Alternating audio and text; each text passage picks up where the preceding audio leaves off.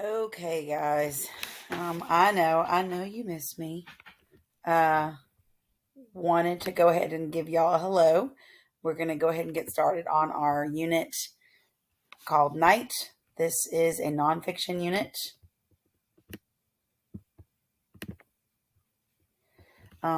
We're gonna be reading this book next week. Hopefully, I'll be back. I know y'all are missing me. Calm down. Don't be weird. But I do want to go at least give you an intro on this and a little bit of background. I love reading this story. It is a short story. The book that we're going to have, it looks a little bit longer, but it's actually only 77 pages. And it is a nonfiction story, and it's called a memoir because that is only a short period of time in somebody's life. It's written by this man named Elie Wiesel. The W makes a V sound, and the S makes a Z sound. So Elie Wiesel, and it's about his experience during the Holocaust. So, if I can hit the buttons correctly, to give us a little bit of a background, you are talking about the 1930s and 1940s, and most of this book takes place in the 1940s. Um, this time period, all this book is going to take place over in Europe. There was the rise of Nazi Germany and Adolf Hitler and his regime. During this time, we saw a lot of what we would call anti Semitism. Anti means against. We're going to spend more time looking at your prefixes, roots, and suffixes that y'all glued in later. But anti means against, and Semitism specifically is talking about Semite, meaning of the Jewish faith. So, an anti Semitic person would be somebody who is against anything Jews. The very simple way to put it is hatred of Jews. They during the 1930s, back it up a little bit. In the First World War, Hitler was actually a soldier in Germany, and of course, Germany lost World War One, and Germany was forced to pay war reparations. Reparations means like they had to pay back. So they had to pay all these countries all this money, and they said, hey, you started this fight. You get to pay for all the damage. So think billions and billions of dollars that this one country is having to pay. And the German people were pretty upset because not everybody, was involved in the war, but they were, not only had their country been bombed, but now they're having to pay back any money they might have to fix it, just going to other countries. And so a lot of people began to resent the rest of the world, especially the U.S., who had come in at the end of World War One, and they began to resent a lot of the Americans. But one soldier in particular rose to power really quickly, and that was, of course, Adolf Hitler. Adolf Hitler, which is interesting because he himself had Jewish ancestry, like his mother was Jewish. He blamed a lot of the Jewish community because of his failure in art school. And honestly, when things go wrong, like we all do, we want to blame somebody. Um, and so Adolf Hitler began to push forth this idea through his very powerful speaking skills of the Aryan race. And the Aryan race is the perfect race, this German blood, blonde hair, blue eyed. So if you look around the classroom, there's not going to be very many people that fit this description. And blonde hair, blue eyed, you could have green eyes, you could have brown hair, but like the blonde hair, blue eyed was the perfect race. So he believed that anybody else that was mixed race would have been dirty, essentially. And I don't mean like black and white mix. I mean like you didn't have full German ancestry. So like my family's last name is Huff, and then my dad's family's last name is Smith, and it used to be Kropaniki. So my family is Polish and German. So my family would be mixed blood, and so they would consider us to be dirty. But because I had German ancestry, I might have been allowed to live. So anybody else, if you think of it that way, not doing so hot. To kind of give you an idea, this is not a new thing. The Jews had always been persecuted against for hundreds of years. They've been driven out of every European country. This is going on today. We're seeing this happening in the Middle East today. Like the Jewish people and Islamic people are fighting over whose land is who it belongs to. But you're talking 1275, Jewish people were made to wear a scar. 1287, they were hung in the streets of London, and they were blamed after the war a lot of because they were successful when it came to money and not falling into a depression that most of Europe fell into, and they were a scapegoat. And when you say somebody's a scapegoat, really what you're talking about is the idea that it's somebody to blame. So from 1939 and 1945, which is the time that we consider World War II, 6 million Jews were murdered, along with hundreds of thousands of others like gypsies and Jehovah's Witnesses, the disabled, and mentally ill. This is an example of a mass grave that was found at the end of World War II. The Allied soldiers, the Allied forces, the good guys, quote unquote good guys, they discovered all these camps and all these mass graves where they had just murdered all these people. And they weren't murdered because they were attacking people. They weren't murdered because they were, doing anything wrong. They were murdered because they existed and somebody found them offensive. If you look at these numbers, they're really interesting. You can see that the number, it says at the top, percentage of Jews that were killed in each country. So France only had 22%, like versus Lithuania and Greece at 85 and 87. Germany, that's where Hitler took over. I mean, that's where he originated his origin from. He's actually from Austria, but 36%, France 22%. And if you look at Poland, 91% of all Jews that were originally from Poland were killed. I mean, these numbers are huge. And if you look, these countries like Austria, Belgium, these are much lower numbers. And a lot of it, there's an expression like you don't crap where you eat kind of a thing, which is very vulgar, but if you're trying to take over something, you don't want everybody to see the bad things you're doing. So you're going to do a lot of the bad things far, far away. Excuse me. This is the different concentration and death camps that are used by the Nazis. The difference between the concentration and death camp is exactly like it says. You would die in either of these camps. The idea was to work you to death. But if you were sent to the death camp, your chance of survival was much, much lower. If you were sent to the concentration camps, a lot of these, if you notice, were in around major cities. Like this camp right here. This one is Dachau. And this one is right outside the city of Munich, really big city in Germany. Versus you have way over here in Poland, and these are smaller cities. They're kind of off on the countryside. And if you notice, all of these are the death camps.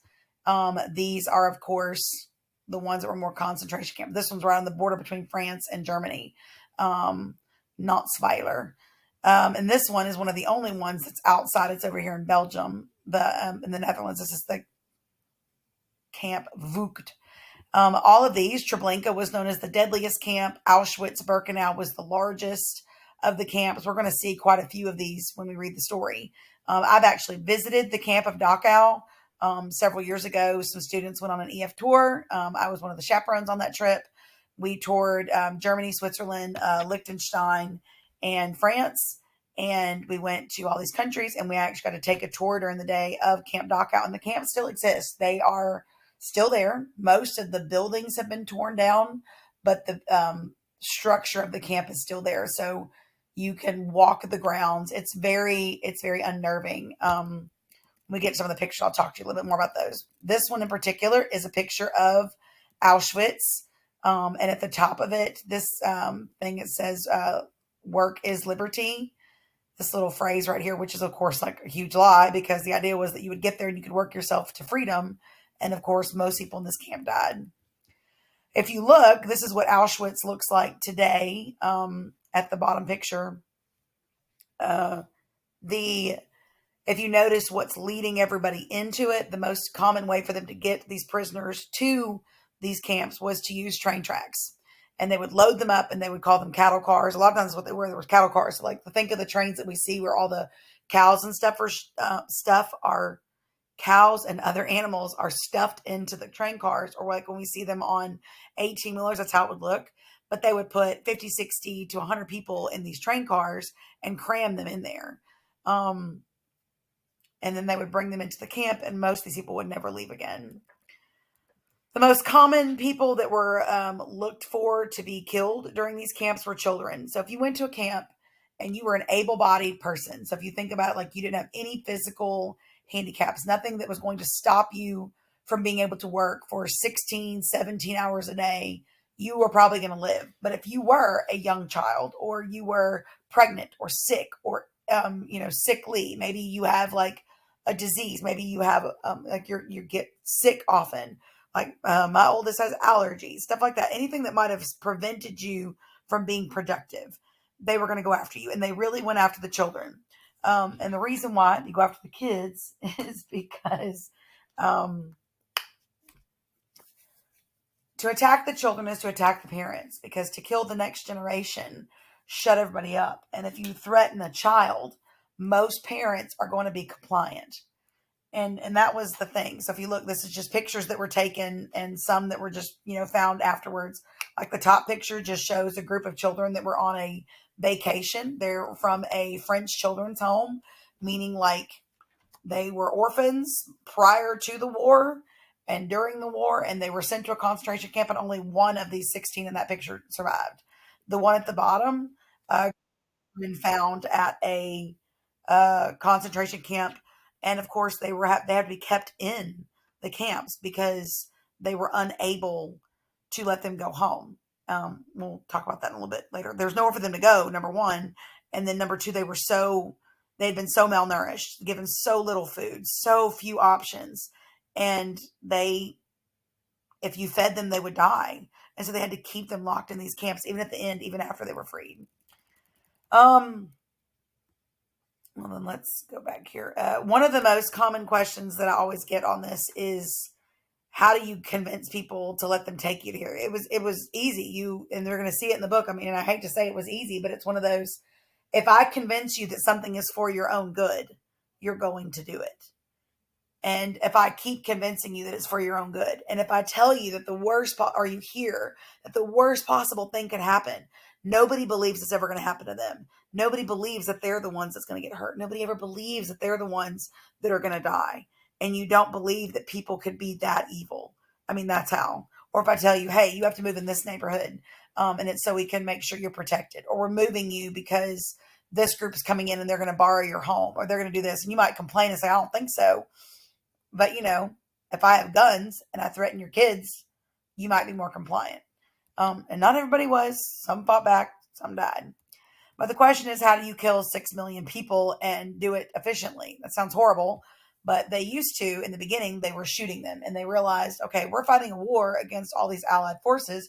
Britain, the United States, eventually Russia, France. How do I need to save my bullets, basically. And so they came up with this idea of this Zyklon B poison gas. And what they would do is and the picture on the left is, of course, canisters of the gas that was left over at the Majandek death camp. And the picture on the right is a bunch of prisoners that were taken right before they were put into the death chambers, which I'm going to show you in just a second. So what they would do is they would push all these prisoners into this room. And if you look, this is a room, and then you can see it right here. It's about the size of like this one in particular. So think of it as the size of like half of the A-wing hallway. That is not very big.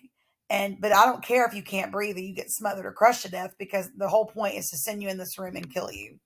All right. So the thing at the top is like a light bulb. It's not what you think it is. And sometimes the things at the top were, like sprinkler systems, and it would pour out the gas. But a lot of times they were over on the walls, and they would drop them in the same way that you drop like money into like, if you ever go to the bank and you've been to the drive-through and you see how they take the canister and it drops down, your parents or people put their money in the thing and they send it back up. Well, that's exactly what it was. It would have like a little canister on the side, and they would drop the pellet in there, shut the canister into the wall, and then all of a sudden, bam, the room is filled with gas. When we went to the Dachau death camps, my students had read Night. By the time we went around spring break, and so we had just read Night right beforehand. And when we read it, the kids were like, "Oh my gosh," because that camp is in the book. It's real life, y'all. We walked in a place that we have read the stories of what happened there. And we got into these rooms where, the first room, you make everybody take off all your clothes, because they weren't going to let you go to your death with any kind of dignity. They would make them take all their clothes off because they would save it for the next group of prisoners. And then we got to the room where this particular room is, the gas chamber. We had trouble walking through this room, not because it was like the room was hard to get into, but the room was wide open. You could walk directly into it. It freaked everybody out. It's scary to know that thousands of people, this was the last place they ever walked. This is the last room that they were ever in. And so it's really kind of unnerving. But afterwards, at first they were burying the bodies and they realized, well, I'm just leaving around a bunch of evidence. And so they decided to start burning them. They created these really elaborate ovens. If you've ever seen like a pizza oven, and I know that's morbid to say, but that's exactly what it looked like. If you've ever seen a pizza oven, that's what it was. They would take these and anywhere between 3 and 6 of them. They started off with one or two, and then they basically invented the idea of indoor heating because they found a way to pump in extra heat. They would light the fires. So the thing in the background is the oven, and then the little entryways where they would slide them in. Yes, that is a body being slid in. Oftentimes, the people that were the ones working the ovens were called the Sunder Commando. They were Jews. They were Jews on their own, and they had to work. And the idea was, you were well enough to work, then you could do this. They would go in and take out the gold fillings from people's teeth or their gold teeth, like caps and crowns. They would have to shave the hair, especially of women, because they would use it to make yarn. They would take off any jewelry that might have still been hidden, anything that was still something that could be used. And a lot of times they were the ones who were chosen to feed the dead into the crematorium. And sometimes people they would put in there weren't even dead. And sometimes it was people that they knew. Like you could have, like, say, the younger guy that's standing right here looking into the camera. If you notice, the one on the right is wearing the pajamas as we've kind of come to know them as the black and white striped pajamas. If you've ever read The Boy in the Striped Pajamas, you've seen the movie. Um, that's I mean, you can tell they all have on a form of the stripes, but they're prisoners. And that could have been a person that he knew. In the book, one of the figures that Ellie meets is somebody who had to put his own dad into the oven.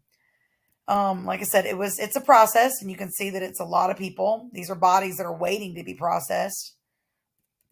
The smoke off in the background, you can see, and if you look up here in the front, these, like, that is the center, and then in the back where you can see all the smoke coming from, that's the Hadamar Killing Center, but in the front is a church.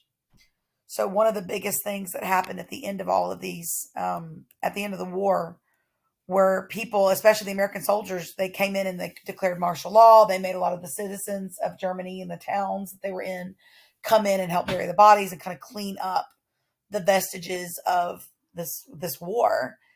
And the soldiers were so angry, and the people in the cities were like, "Well, we didn't know, we didn't know, we didn't know." And there's an episode of Band of Brothers, which is based on the 101st Airborne. Excuse me again. There's an episode where they run into a bakery to go get food and bread and stuff so they can demand that these prisoners be fed. And the baker is yelling at the soldier like, "Well, don't be taking my food. Don't be taking my food." And essentially the American soldier gets in his face and he's like, "Yeah, because you're just a Nazi. Don't you know what you did?" And he's like, "I'm not a Nazi. I'm not a Nazi." And he's like, "You're telling me you couldn't smell it?" I mean, I know y'all can smell it when somebody's grilling outside. Somebody's grilling 5 or 6 hamburgers and cooking with charcoal, and you can smell it a block or two away. Somebody's burning leaves in their yard. You can smell it, at the beginning of the neighborhood. So you're talking about burning bodies 24 hours a day, 7 days a week. There's no way you didn't smell it. Again, mass executions are really common in the beginning. And if you notice in this picture, it's older. Most people were stripped down to absolutely nothing. This is how some people did escape. They would fake their death, or they would be injured, and they would hide underneath the people that had died as a way to escape. That's how we got some of the, not images, but definitely some of the stories. And in Night, we're going to actually meet a figure in his life that tries to warn everybody that this is about to happen. Like, y'all, this is real. This is actually happening, because a lot of people did not believe that the Nazis were as bad as people were saying they were. They're like, "No, there's no way. There's no way people could be that evil." And the people that had the stories to tell, they just sounded so far-fetched. And there's going to be a figure in Ellie's life that tries to warn them and tries to say, "Get out while you can." Again, like I said, they didn't just target adults. They also targeted children, specifically children. The idea being that, again, you kill off one generation, that's another generation that can't fight you.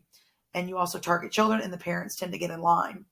They did not target just the poor. It was the wealthy and everybody else too, because they wanted their money. They wanted their money. So this is one event where 33,000 Jews were attacked and killed. A lot of the Jewish families never recovered from this because their homes were confiscated, their art, all kinds of stuff went missing during World War II. Um, and like I said, and it wasn't just killing them. It wasn't just we couldn't just kill them. We couldn't. They couldn't just have themselves. We couldn't just kill and let it be done. No, of course it had to be like let's take their dignity too. It was awful. So like in the top corner, you see bales of hair. The women were shaved in Auschwitz. This was found later on. So they would shave the women's hair and use that to make yarn, to use that to make really cheap clothing, and other supplies because again you're in the middle of a war and the supplies were short anyway, but they would shave the women's hair and keep it. And then the bottom picture is a picture of wedding rings taken from victims at Buchenwald. And if you look at that, that's one soldier holding two hands up and you can't even see the bottom of the bin because there are so many rings. If you look at like a typical wedding ring, they're not very big. You don't typically, you can't see them from really far off, but you can see how many there are. Um, Again, like I said, they started digging up the bodies once they realized, like, maybe we shouldn't leave around all this evidence that we're killing all these people. And so that's when they began the crematoriums and burning them. There were a lot of different ways. Like I said, it used to be mass executions with guns. They would pump. Then the first gassings where they would actually take the Nazis or the Nazis would take the Jews, put them in the back of essentially like 18 wheelers or big giant work trucks. And they would take the hose, like a garden hose, and then put it into the exhaust of the vehicle and then pump it into the truck, killing everybody. It was very slow and it was not very efficient for the Germans. So that's when they developed the idea of the Zyklon B poison. Now, the protagonist, and again, it's not a protagonist in the sense of it being a fake person. Elie Wiesel is a real person. He was a real person. He just died here in the last 10 years. He was, you're going to see several pictures of him. But he is our narrator of our story. This is his story. He was born and raised in Romania, and you can kind of see where the map is, the difference between Romania and Germany. Europe is very small. It's about a quarter of the size of the United States. And it is, if you can tell, it is not anywhere near where the war was happening. So he was born and raised in Romania. And so he, of course, in the beginning talks about how, like most people, they never believed the war would come to touch them because of how far away they were, how like it was just, out of sight, out of mind. It's kind of like people talk about, oh, the drought in California. You're like, you don't worry about it because we get, 20 feet of rain every summer or every winter. But until it doesn't scare you until it actually affects you. The original story after he got out of the war was he waited 10 years until he finally wrote the book and tried to publish it. And the original title was And the World Has Remained Silent. He wound up changing the title, and it's actually got 3 parts to this book, but the part that we read is called Night. He changed it because this part of the story is just one section of what happened in his life. But after the war, a lot of Jews tried to come home. And like anybody, when something bad happens, when something bad happens to you, you go and you find your people.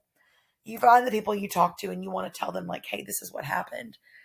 Well, this is him trying to tell him, and people didn't want to listen.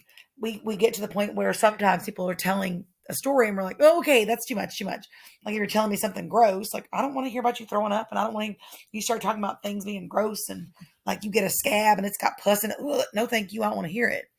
And so he was angry, like a lot of other Jews that survived. He was angry that he couldn't talk about it. The people wouldn't listen. And so the book was titled And the World Has Remained Silent because of how mad he was. That is actually a picture of him right there. The younger man that's kind of leaned up, if you see it. This is so during the story, we're going to see that he has 2 elder sisters. Him and 2 sisters are the only ones to survive. His father, mother, and little sister all die in the Holocaust. And so this picture was taken on April 16th, 1945, 5 days after the liberation of the camps. I want you to look at how they're sleeping. This is their bunk beds. So we think of a bunk bed, we think of them everybody laying long ways, and you think one person to a bed, maybe 2, if you're like having a sleepover. This was essentially, they were stacked. And if you look, it's 1, 2, 3, 4 layers of people. There was no pillows, no blankets. And if there were, it was mostly hay a lot of times or straw. And if there was a pillow and a blanket, it was often fought over, and it was so threadbare and full of lice and bugs, you didn't want it. But if you look, this is 5 days after the camp was liberated, which means freed. Look how many people there still are. This is after they pulled out the dead bodies. And yes, they had to stay at the camp. Look how small they are. They couldn't leave because they hadn't eaten in so long and had so little food and nutrition that to let them leave, they probably would have died because of poisoning, water poisoning, food poisoning. Their body had gone so long without food that they were literally going to get sick and die if they ate it or drank too much. Like even more than a few tiny sips of water could have killed them. So this is a picture, and that's actually him in that photo.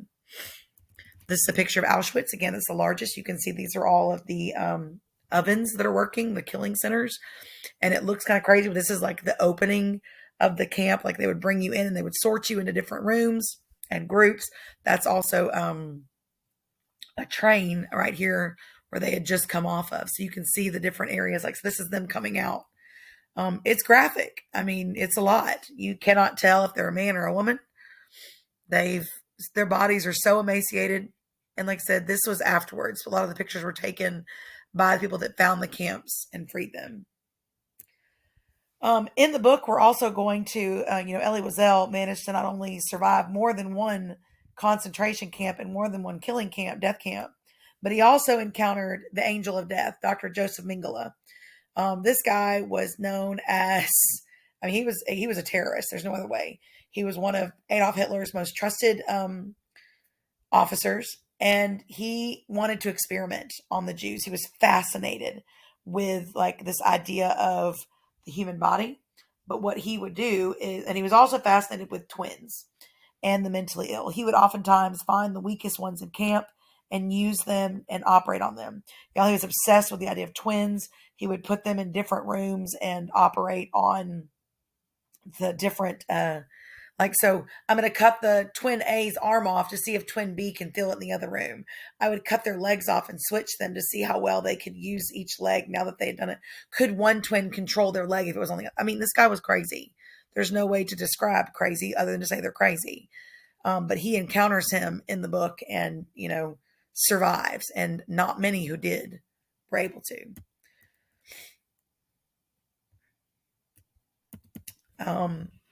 Again, a really great show that does a wonderful job of depicting the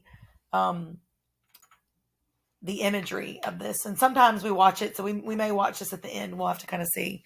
But this is Second Lieutenant Dick Winters, and this is at the camp of Dachau, the one that my students and I visited. And it said, like, once he and his men found 101st Airborne, they found a camp. They didn't know it was there. They found it, brought it back to their division leaders, and were like, what do we do? And they tried to like liberate them. And that's when they, discovered they couldn't let them go home or they might die. And there was no home for these people to go to. They had nowhere to go. So they had to do the awful thing and lock them back in these camps. And this is what he wrote in his report at the end. And it was the memory of starved, dazed men who dropped their eyes and heads when we looked at them through the chain link fence. In the same manner that a beaten, mistreated dog would cringe, leaves feelings that cannot be described and will never be forgotten. The impact of seeing those people behind that fence left me saying only to myself, now I know why I'm here. And then another similar situation at Buchenwald. He said, I looked at the bottom bunk and I saw a man. He was too weak to get up and he could just barely turn his head. He was skin and bones and he looked like a skeleton, and his eyes were deep set. He didn't utter a sound. He just looked at me with those eyes, and they still haunt me today. The imagery behind World War II and the concentration camps and the Holocaust is astounding. So this is something we're going to go over very quickly. So reset your brains. We are looking for themes. Even though this is not fiction, there are still some messages in the story. So one of the things you're going to add into your notebook that we're going to be looking for, and we're going to do while we read, you don't have to do it right now, is the idea of night. The book is called Night. So we're going to pay attention to what happens at night and what that might symbolize. So why would these things happen at night? And why would he choose to call the book Night? Why would he only write about these things in particular that are only going to happen at night? To bear witness. This is the one that's hardest to do. But you are to pay attention to which characters. And I'm calling them characters because that's just like a